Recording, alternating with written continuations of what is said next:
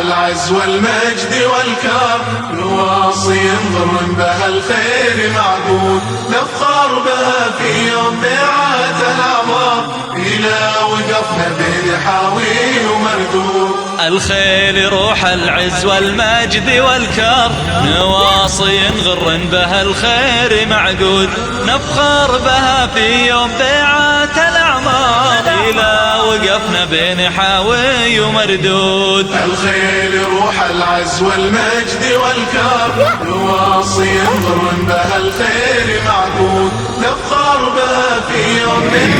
Assalamualaikum warahmatullahi wabarakatuh. Masya Allah, tabarakallah. Hari ini kami berlatih awan-awan Mekah Karamah, Al-Karamah, Masya Allah. Mereka bersungguh-sungguh, mulai laki-laki malu lah. Akhwat begitu seriusnya. Masya Allah, tabarakallah. Kita harus yakin kita harus bisa lebih baik daripada akhwat. Assalamualaikum warahmatullahi wabarakatuh. Sahabat, khusus untuk para atlet berkuda atau yang mau jadi atlet, kali ini sudah lama kita nggak ketemu. Sekarang kita mau coba ngulas kembali. Kenapa sih kita harus berkuda? Kenapa nggak olahraga yang lain? Pertama, harus paham bahwa niatnya ini berbeda. Ini bukan olahraga biasa. Ini olahraga yang diperintahkan oleh Nabi kita Muhammad SAW.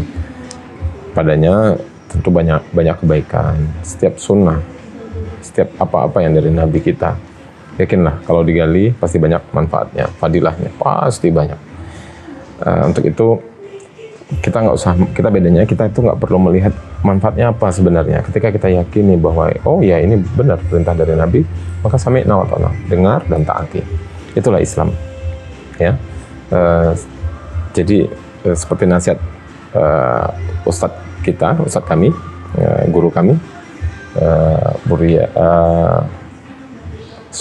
Kiai Mursid, Masya Allah, tabarakallah, dan Allah merahmati beliau. Beliau katakan, hari ini orang tuh melihat Islam itu seperti monyet melihat manggis gitu. Kenapa? Dia tahu bahwa manggis kulitnya tebal dan rasanya kelak. Begitu dia ambil, dia gigit, ternyata monyet langsung membuangnya. Itulah hari ini miris sekali.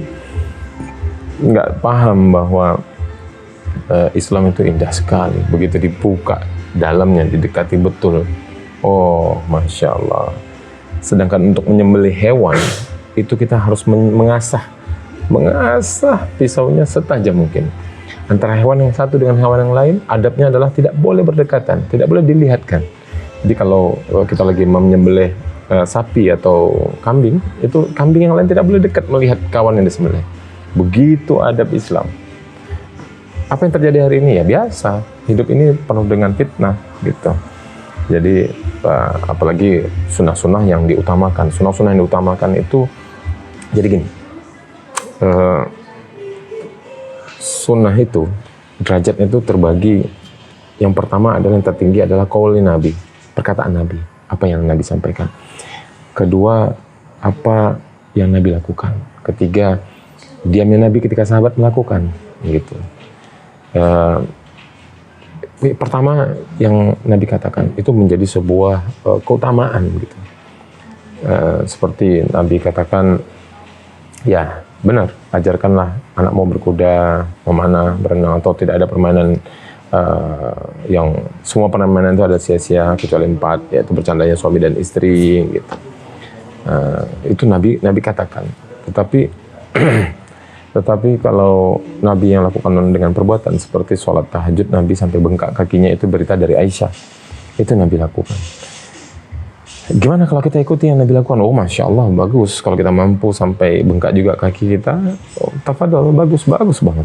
Tapi sedikit dari kita yang mampu. Terus yang ketiga, diamnya Nabi saat sahabat melakukan. Sahabat itu memakan daging kadal gurun, gitu. Bagus, kadal gurun itu baik, ada khasiatnya. Dan sahabat makan. Nabi melihat tapi Nabi mendiamkan. Artinya apa? Boleh dimakan. Dan namanya sunnah itu juga termasuk apa yang dilakukan oleh sahabat. gitu. Apa yang dikatakan oleh sahabat, apa yang dilakukan oleh sahabat, Nabi melihat dan Nabi diam. Itu termasuk sunnah. Oke, tapi derajatnya itu di bawah. Nah, sunnah yang dikatakan ini ya menjadi keutamaan tersendiri gitu. Makanya jangan ragu lagi. Luruskan dulu niat, baru kita melaksanakan sunnah itu. Luruskan niat untuk kita melakukan sunnah berkuda karena ini perintah Nabi. Dan terlebih lagi paling penting adalah ada hadis yang mengatakan seorang laki-laki apabila dia mampu maka wajib baginya memiliki seekor kuda. Gitu. Nah, kalau kita bahas lagi lebih dalam, wajib memiliki seekor kuda laki-laki mampu, seperti haji dong. Ya kurang lebih seperti itu. Haji itu wajib bagi orang yang mampu. Nah, kadar mampunya itu bermacam-macam. Nanti kalau kita bahas ya terlalu jauh.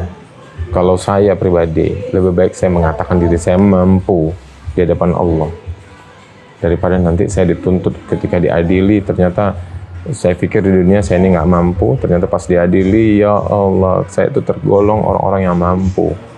Jadi lebih baik kita bersemangat, berikhtiar untuk memampukan diri kita dan memantaskan diri kita untuk bisa memiliki seekor kuda. Kemudian setelah kita memiliki seekor kuda, sebenarnya ini kembali lagi itu tadi perintah Nabi ya. Tapi di dalam Al-Quran kita banyak merujuk banyak sekali sebenarnya, terutama lihat Allah bersumpah demi kuda perang. Wal adiyati dhabaha. Allah bersumpah tidak mungkin dengan hal yang remeh-temeh. Allah bersumpah demi kuda. Kemudian di ayat Al-Anfal, surat Al-Anfal ayat 60. Nah itu juga, ini sering sekali saya tekankan, karena ini nggak main-main gitu. Allah nyuruh kita menyiapkan kekuatan. Wa'iddu mastata'tum min quwwah. Artinya Allah suruh kita menyiapkan kekuatan.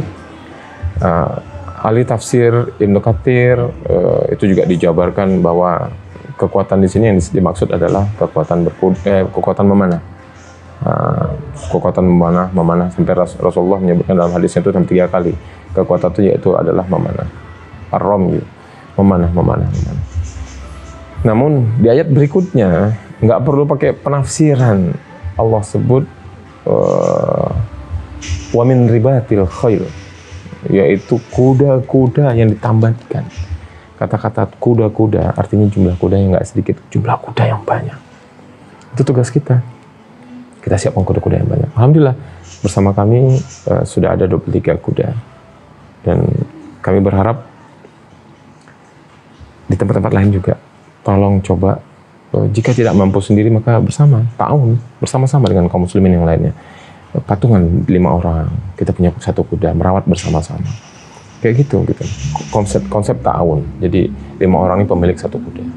Atau 10 orang memiliki 1 kuda. Itu kan bisa. Jadi antum 10 orang memiliki 1 kuda dan 10-10-nya mahir berkuda. Insya Allah nanti Allah akan kayakan, Allah akan mampukan untuk antum bisa membeli masing-masing 1 kuda. Kayak begitu gitu. Tapi yang penting dilakukan. Kreatiflah dalam beramal dan keutamaan amal. Ini amal yang dalam perintah Allah dan Rasul. Perintah Allah tadi surat Al-Anfal 60. Siapkan kekuatan apa saja, yaitu kekuatan berkuda. Dan ditambah ayat berikutnya tentang keutamaan berinfak. Kenapa dilanjutkan dengan keutamaan berinfak? Karena kuda itu mahal, memanah itu mahal, ada biaya di situ. Tetapi sungguh Allah tidak akan menzolimi, Allah akan menggantikan apa yang kita keluarkan. Ada bentuk jaminan-jaminan Allah yang lain tentang pemeliharaan kuda ini.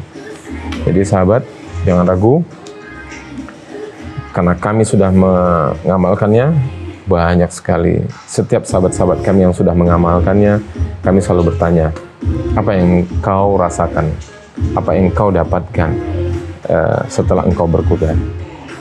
Tujuan kami bertanya ini apa?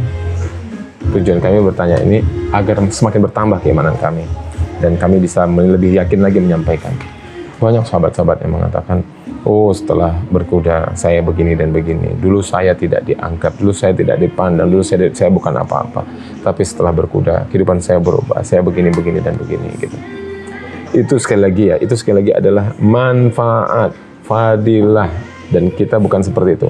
kita melakukan karena ini perintah Rasulullah SAW, bukan karena manfaatnya gitu. Jadi manfaatnya itu nanti bonus serahkan pada Allah. Allah akan kasih bonus yang banyak ketika kita melakukan dengan ikhlas.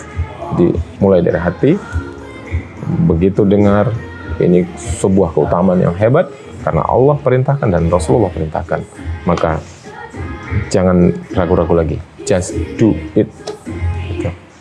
Baik, mungkin demikian dari kami. Mudah-mudahan antum semua paham. Begitulah diantaranya kenapa kami menggebu-gebu untuk mengajak antum semua kembali kepada sunnah berkuda. Jadi sunnahnya olahraga sunnah ini ciri-cirinya itu tidak berbilang gitu. Tidak berbilang. Berkuda tidak ada seperti hitungan sepak bola 1-0, 2-1, 3-1, 3-2 dan sebagainya. Seperti bulu tangkis dan sebagainya. Kalau berkuda ini ya tidak berbilang. Kemudian memanah tidak berbilang gitu. Kemudian yang ketiga berenang tidak berbilang gitu.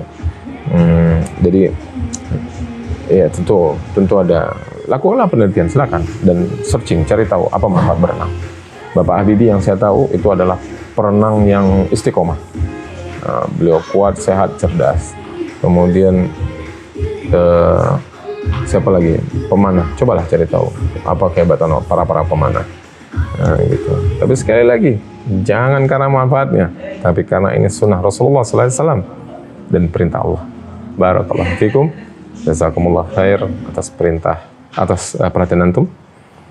Mudah-mudahan antum punya waktu untuk sedikit mendoakan kami agar kami istiqomah di atas sunnah ini. Dan hendaknya ketika kita berdoa juga malaikat mengatakan, begitu juga engkau. Jadi jangan pelit untuk berdoa kepada saudaranya. Assalamualaikum warahmatullahi wabarakatuh.